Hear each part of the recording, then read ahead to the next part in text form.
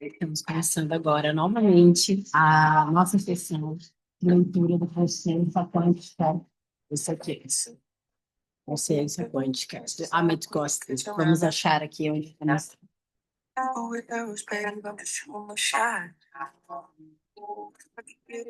A gente fala do ego e do self quântico. O self que experimentamos habitualmente, ele chama-se ego. A consciência que consegue ficar presa no cérebro hierarquicamente entrelaçado da forma de self não é o ego, pois não tem memória, nem condicionamento e nem personalidade. A experiência ego-self dá-se em dois estágios. Primeiro, é o resultado do colapso da hierarquia entrelaçada, como expliquei antes. Tem mais, vamos continuar aqui.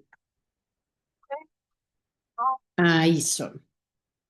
Entrelaçado com... E aqui damos o nome self quântico. Se apenas um colapso ou escolha tivesse de acontecer, seria o da extensão do self. Se um colapso apenas tivesse que acontecer. Então vocês veem, né? O self que a gente experiencia aqui na Terra é o ego, né? Mas não é ele mesmo, né? Não é o próprio self, né? O self é a nossa centelha divina. Então é isso. Mas sempre que surge um estímulo, ocorre uma nova resposta, o cérebro gera uma memória do evento. E sempre que um estímulo se repete, a consciência reage não apenas ao estímulo primário, a resposta do self quântico, como também às respostas secundárias, armazenadas na memória. Esse é o reflexo cumulativo dos eventos no espelho da memória que produz o condicionamento. O self dessa resposta condicionada é o ego, ou seja, o ego tem condição, sim, né? Tá? Então, mas sempre que surge um estímulo e ocorre uma nova resposta, o cérebro gera uma memória do evento. E sempre que o estímulo se repete, a consciência reage não apenas ao estímulo primário, que seria a resposta do self quântico, aquela que a gente não pensa só, sente, né? Como também as respostas secundárias armazenadas da memória. E é esse o reflexo cumulativo de eventos no espelho da memória que produz o condicionamento. O self dessa resposta condicionada é o ego, né? É daí que começa a surgir, vamos dizer assim, a lapidar, a moldar quem nós somos aqui nessa dimensão, né? Antes que se dê o condicionamento, o sujeito que experimenta o mundo, ou o self, é unitivo. É um sujeito para todos. Podemos também chamá-lo de cósmico. A experiência desse nível de self é muito especial. Sentimos-nos um com tudo. Vemos coisas novas sempre que vamos a lugares diferentes, mas talvez não sintamos nada especial ao vermos uma nova cachoeira ou um novo rio. E que já vimos cachoeiras e rios antes, a nossa mente ficou saturada.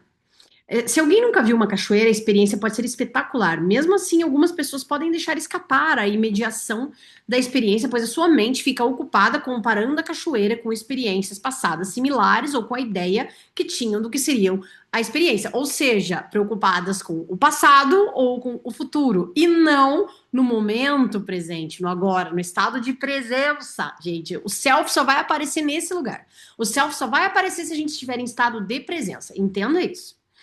É por isso que poetas e místicos nos incentivam a nos concentrar no presente. Veja só, né?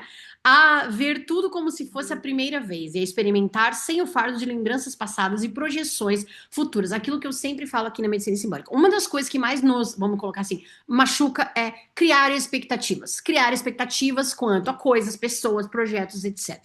Simplesmente viva. Ah, Carla, mas aí quer dizer que eu vou ir vivendo estilo Zeca Pagodinho e deixar a vida me levar, a vida leva eu? Não, não. Você tem que achar um equilíbrio nisso e entender que a maioria absoluta das coisas vai acontecer no que a gente chama manifestação na redenção e não na manifestação fabricada, manufaturada. O problema é que o ser humano acha que tem controle de tudo. E quando ele acha que ele tem controle, ele acha que ele também vai ser capaz de definir todos os micropassos para ele chegar naquele lugar que ele quer, quando na verdade não é assim, gente. É difícil explicar isso, mas não é assim, tá? Muito bem. Experimentar sem fardo das lembranças. Quando fazemos isso, operamos a partir do self quântico. Tá aí, ó, o self só vai aparecer aí, ó. Em contraste, as reações do ego são reações saturadas, nas quais nos sentimos separados. Nas reações do ego, perdemos aquela qualidade extramundana de unidade, de não separação. Aquela história, o todo é um, o todo, né? Além disso, há outras diferenças entre o ego e o self quântico. As experiências do self quântico não têm ascendência. Elas não contêm um traço identificador de memórias prévias. Logo, essa experiência tem a mesma espontaneidade viva para todos. E é por isso que o self quântico pode ser chamado de self cósmico. A identificação com o padrão condicionado das respostas a estímulos, hábitos do caráter, e as lembranças de reações passadas conferem às experiências do ego self uma aparente individualidade local. Em outras palavras, as experiências do ego são diferentes para cada um de nós. Sim, claro, cada um é uma pessoa, né? Mas o condicionamento não define completamente o ego. Ó, agora começa a ficar interessante.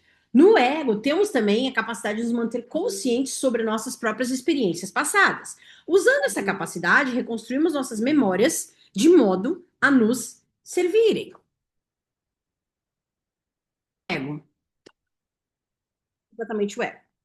Usando a capacidade de entender as próprias experiências passadas, reconstruímos nossas memórias de modo a nos servir em diversas situações. Em outras palavras, criamos máscaras ou personalidades para nós mesmos. Em algum ponto do processo, tornamos-nos o mais importante de todos os programas diferentes que operamos para nosso funcionamento. Tornamos-nos uma hierarquia simples e experimentamos isso como uma função da nossa própria unicidade importante. Quando operamos a partir do ego, nossos padrões individuais de condicionamento, nossas experiências, que são previsíveis, adquirem a aparência de continuidade causal. Em contraste, a experiência do self quântico, ela é bem descontínua. Ademais, nossa individualidade física é tanto estrutural quanto funcional.